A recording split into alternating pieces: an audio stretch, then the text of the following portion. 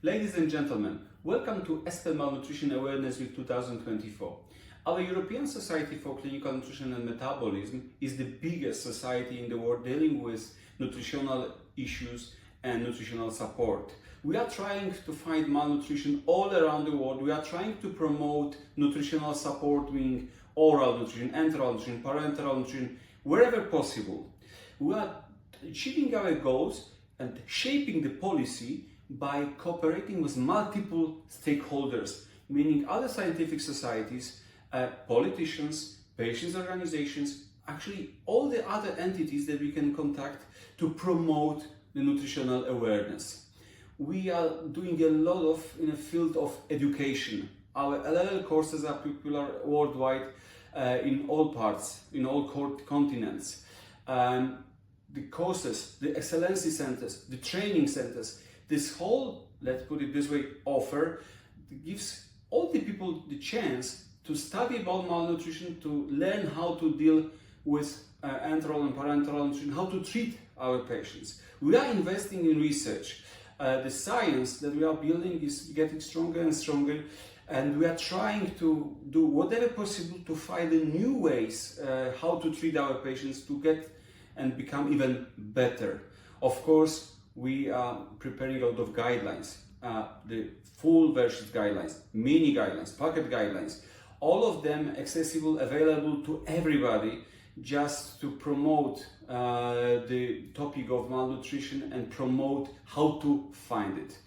I can summarize my short speech by saying, let's follow the Vienna Declaration, which was published 2 years ago and signed by 70 societies from all around the world, saying nutrition is fundamental. Nutrition is a human right. Welcome to Malnutrition Awareness Week 2024. So, over the past several years, ESPEN has been more and more committed to build collaboration networks to enhance awareness and advocate for inclusive policy to make nutritional care available for every patient in every clinical setting. ESPEN has sought to involve healthcare professionals from different disciplines, particularly with special attention to non-nutrition specialists, building collaborations to empower them to implement simple tools to screen and diagnose malnutrition in all disease conditions. This year, for instance, we are very happy to start collaboration with primary care physicians in Wonka, Europe. Malnutrition Awareness Week in this context has been launched 2 years ago, and it has been already a great success, involving all our partners within and without clinical nutrition, including healthcare professionals, patients, and policymakers. I would like to mention major breakthroughs that came in 2024 from ESPEN collaboration with WHO, World Health Organization, Europe. Together, we have been able to formally bring disease-related malnutrition on the WHO agenda at the WHO regional sessions last fall in Kazakhstan, in collaboration with the Croatian government, and this has allowed for joint official advocacy of the need to address DRM in clinical practice and in healthcare policies. We have issued a groundbreaking, I think, ESPEN WHO Europe joint fact sheet with key messages on clinical and policy relevance of DRM. And we have organized, very importantly, a joint plenary session in the ESPEN Congress 2024 in Milan, with participation of 5 government representatives who endorsed our claims. The journey needs to continue, and it will continue as the agenda is very strong. A major goal for next year is to finally change the disease-related malnutrition diagnostic code, or rather the malnutrition diagnostic code, in the International Classification of Disease Manual.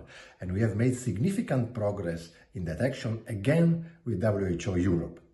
You are very warmly invited to use ESPEN material on DRM, including the WHO joint fact sheets, to advocate for nutritional care in your country, in your institution, and why not in your workplace, for the benefit of every patient at risk or suffering of malnutrition. Because nutrition matters and nutritional care is a human right. Thank you for your attention. I am Diana Cardenas. I'm clinical nutrition physician at Gustave Roussy Cancer Center in France. And I'm also the coordinator of the International Working Group for the Patient's Right to Nutritional Care. The aim of this working group is to promote the human-based race approach in clinical nutrition. This working group is composed of experts, representatives from the main continental societies, ASPEN, ESPEN, PENSA, and FELAPE. ESPEN has a central role in supporting the working group initiatives, mainly by hosting and promoting the Vienna Declaration signed in 2022 and its action plan. In this document, in the Vienna Declaration, ESPEN and 25 clinical nutrition societies worldwide join forces for a common goal. This is to recognize that the access to nutritional care must be considered as a human right, linked to the human right to food and the human right to health. The Vienna Declaration was the starting point of a set of actions that leads, among others, to the development of a call to action through a fact sheet. In this fact sheet, ESPEN and the World Health Organization highlight 3 key points. First of all, that disease-related malnutrition is a neglected challenge. Second, that the solution is to prioritize nutritional care. And third, the need to promote policy at the national and the local level. I would like to invite you all to download and to promote and to share this fact sheet. This will be a great commitment with the human rights-based approach. Greetings from the World Health Organization Regional Office for Europe. I'm delighted that from the WHO Europe Special Initiative for Non-Communicable Diseases that we can share this short message with you for today. I want to congratulate ESPEN and the whole team for all the work you are doing with your members and all the associations to really advance the disease-related malnutrition agenda globally. Your global leadership, not only in Europe. And also as experts individually to those of who are in the room for the support you are providing to WHO with your expertise and knowledge to advance this field. For example, our close collaboration for the WHO ICD classification code revision has been a great experience for us. So thank you for that. Also, recently WHO and ESPEN jointly launched a fact sheet about disease-related malnutrition, which was shared with all our member states where we are raising awareness. And the joint session at recent ESPEN Congress is another example. So there is a growing collaboration with ESPEN and WHO in the area of disease-related malnutrition. And we have also identified clear next steps to advance this in the global health policy agenda. I think one of the most important opportunities that we have is the upcoming UN high-level meeting in September 2025, where our member states, mainly heads of states, will be reviewing the progress we are making towards non-communicable diseases. And here we look at people who are living with cardiovascular disease, cancer, diabetes, chronic lung diseases, how to prevent those deaths, but also how to improve the care for people living with these diseases. And we know nutritional care is one of the most important aspects of that, but often not highlighted enough or discussed enough in these discussions. So I hope all of you will discuss with your national counterparts, with your ministries of health, with your ministries of foreign affairs, with your political leadership, how your collaborators can bring this topic, disease-related malnutrition, to the UN high-level meeting and engage in these multi-sectoral discussions. All of us can play a role through our contacts, through our institutions, through our associations to contribute to the global dialogue happening until 2025 and contribute to the UN political declaration. I'm sure when we are talking about reducing the burden of NCDs, addressing disease-related malnutrition has an important role, and that we will be able to highlight that. Congratulations for all the work, and we look forward to working with ESPEN and all the partners on this journey. Thank you again. Hello, my name is Ole Ljungqvist. I'm the chairman of the European Nutrition for Health Alliance.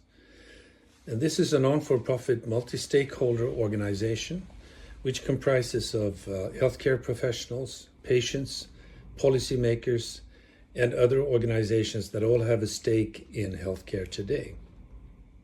Our aim is to bring science into healthcare policies.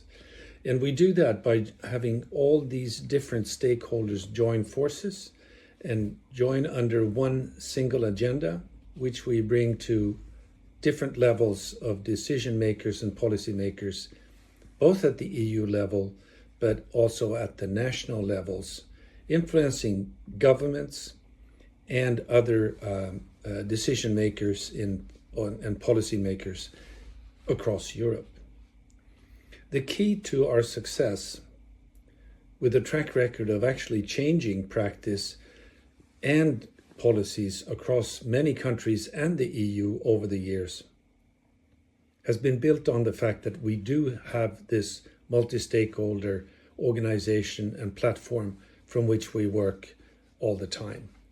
We make sure that we engage single MEPs from different countries with the same urge to make sure that nutrition is part of the healthcare agenda, not only in their own country, but also join forces inside the EU to change the EU policies that can then later spread into the different countries. It is important to recognize that doing this work is an ongoing effort.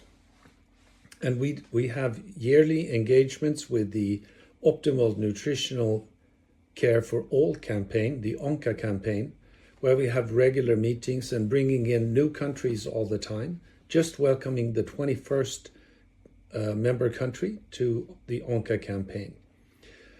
We also have the annual Malnutrition Awareness Week, in which we work in 16 different countries and forming a platform to raise awareness about nutrition and nutritional needs as part of the healthcare agenda.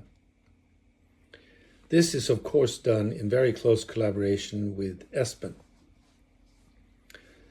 Finally, it is important to recognize that we need to all join forces to come together, see the facts, see the science and the need for nutritional care, and bring it to a platform where we can all talk to the people who make the decisions and form the policies to change the practices across Europe.